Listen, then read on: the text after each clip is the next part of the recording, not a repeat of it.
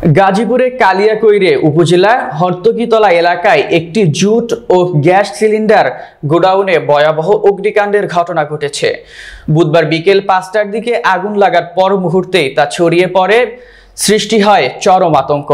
আগুনের খবর পেয়ে কালিয়াকৈর ফায়ার সার্ভিসের ৪টি ইউনিট দ্রুত ঘটনাস্থলে পৌঁছে আগুন নিয়ন্ত্রণের কাজ শুরু করে।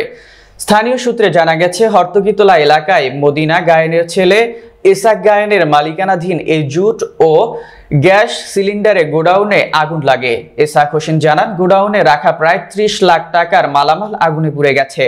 কালিয়াকৈর ফায়ার সার্ভিসের কর্মকর্তা ইফতেখার খান রায়হান চৌধুরী বলেন, আগুন লাগার প্রকৃত কারণ ও ক্ষয়ক্ষতির পরিমাণ এখনো নির্ণয় করা সম্ভব হয়নি। তবে প্রাথমিকভাবে শর্ট সার্কিট অথবা গ্যাস লিক থেকে আগুনের সূত্রপাত হয়ে থাকতে পারে বলে ধারণা করা হচ্ছে।